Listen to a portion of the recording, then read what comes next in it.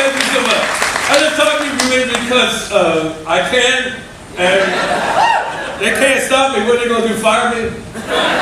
Send me home? Where am I going to go? I got a place to go. We're stuck on this boat for the rest of our lives. You know that. That wouldn't be so bad for some of us. I wouldn't mind it so much. It's kind of like where I grew up in Philadelphia.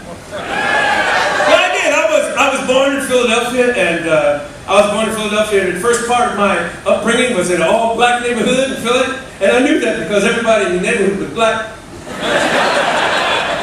And then my parents moved to New Jersey, but I found them.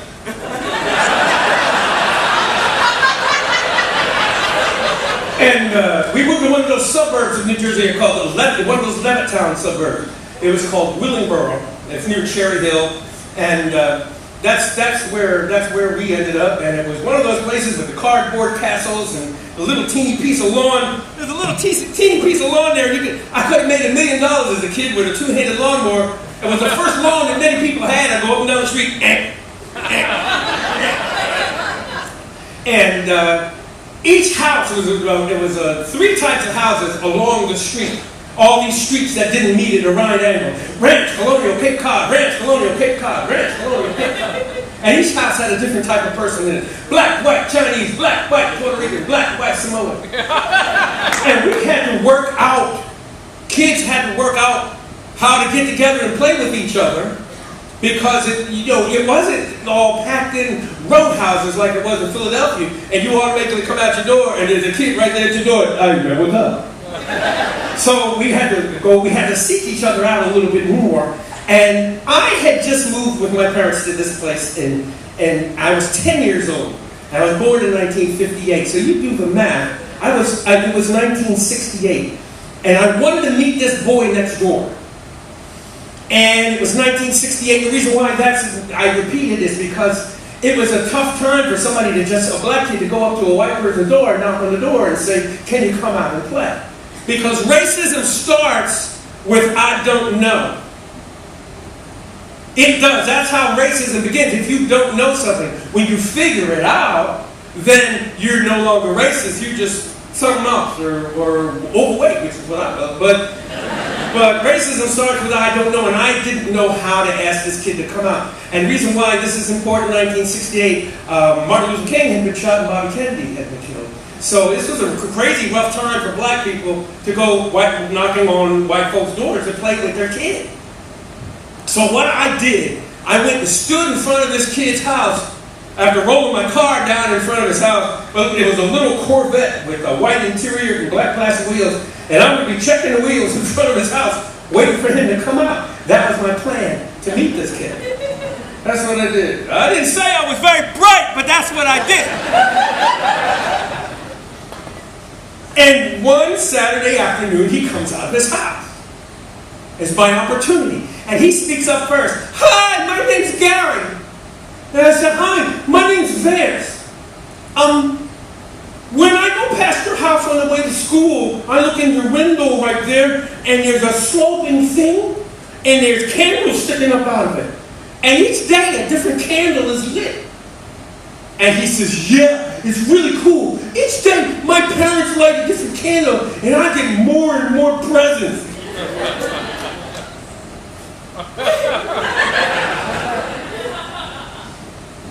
As a fat, big glass overweight little kid, I was broken. I thought I had made headway with this kid, and here he had one up me.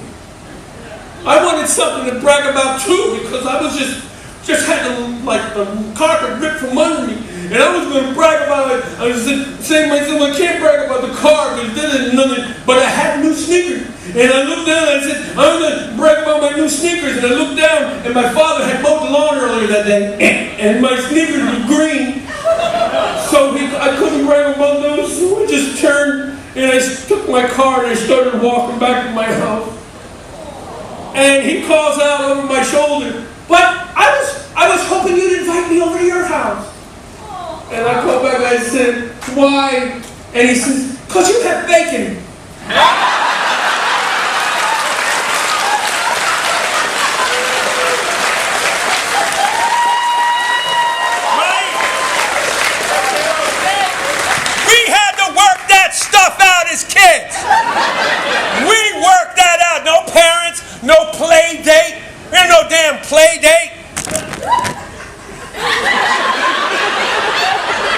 We did not have play dates.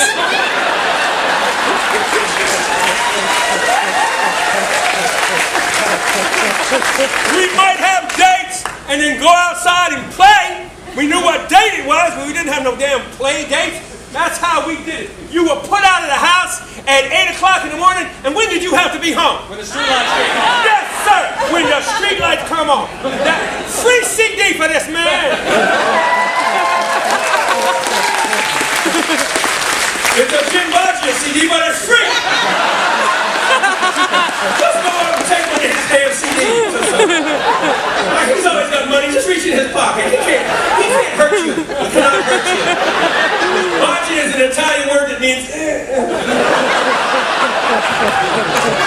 You were there when I said it. Don't kick my ass. But that's how that was as kids. We didn't ride our bikes with helmets either. No. We didn't have. If you fell off your bike and busted your head open, you were just one of them kids that didn't do math. A lot of kids didn't.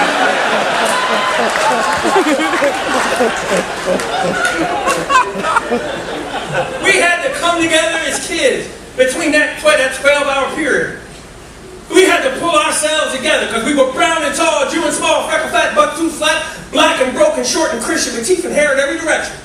We were 20 different ways on how to pitch or catch a ball, but the day before November was the best day of the fall. Now, little Mikey Lundy had a dad who beat him daily for nothing anyone could ever put their finger on. As if he needed reason, it was always open season on Mikey when he came home late to all the whiskey gone. The little Mike was especially keen to be the hawk at Halloween because he could wear a suit of green and hide the cuts and bruises. Hell, for one night we could all just be just what we wanted to be most. Robber, princess, vampire, ghost, whatever our muses chooses, because we were brown and tall, Jew and small, freckle fat, buck tooth flat, black and broken, short and Christian, with teeth and hair in every direction. We were 20 different views on which superhero had it all, but the day before November was the best day of the fall. Now the older boys would spin us stories of Miller's Field and of a man that crossed old Mr. Miller and then disappeared from sight. And if you squint, the street light on the corner of 5th and Mason cast a 10-foot scarecrow shadow guarding Miller's Field at night. But that didn't stop the older boys from laying flaming bags of poop on old man Miller's front porch stoop and then doing the knock and run. We'd see a leg come from behind the door and stomp it out, and that is all we ever saw of old man Miller as long as we were young, because we were brown and tall, Jew and small, freckle fat, buck tooth flat, black and broken, short and Christian, with teeth and hair in every direction. We were 20 different crayon shades, should Crayola come to call, but the day before November was the best day of the fall. Now, we hated the candy apples that the Gormans dropped into our bag. They gummed up all the other stuff with their icky, sticky splatter. So Mikey's big idea, of course, let's leave them on old Miller's porch. Shout, trick or treat, sticky feet, and then bang the door and scatter. So here he was with 4'3" and braver than both you and me, tiptoeing with 10 apples on their dirty bamboo skewers. He rapped that door and how he flew, the fastest 4-foot Hulk we knew, abandoning those treats of goo and all murderers' pursuers. Because we were brown and tall, Jew and small, freckle fat, buck tooth flat, black and broken, short and Christian, with teeth and hair in every direction. We were 20 ways to slap the side of pinball at the mall, but the day before November was the best day of the fall. As Halloween slowed its pace and we visited every neighbor's door, we snuck past old man Miller's place and the apples weren't there anymore. So one by one with pillowcases, booty filled and chocolate faces, we peeled off from our group for home to make our stomachs sore. The next day on the bus, we tallied peanut butter cups and raisinets and good and plenty when Mikey shrugged and said, "My father never came back home." And we said nothing. We just kept blowing bazooka bubbles and chewing peanut M&Ms instead. The days grew warm and we hit the bikes and shorts and t-shirts, and so did Mike. The only bruise still on that type was just above his shoe, where a pedal caught him on the shin, jumping a curb in a banana seat Schwinn. That shaver made us all seem braver with all his daring do. He smiled a whole lot more since then, but he never saw his dad again, and speculation has it that that bird just up and flew. But if you pass by Miller's Field at night and squint at that 5th and Mason light, you'd swear where there was once one scarecrow, now there's clearly two, because we were brown and tall, Jew and small, freckle fat, buck tooth flat, black and broken, short and Christian, with teeth and hair in every direction. We were 100 different hopes and dreams spray painted on God's wall, but the day before November was the best day of the fall.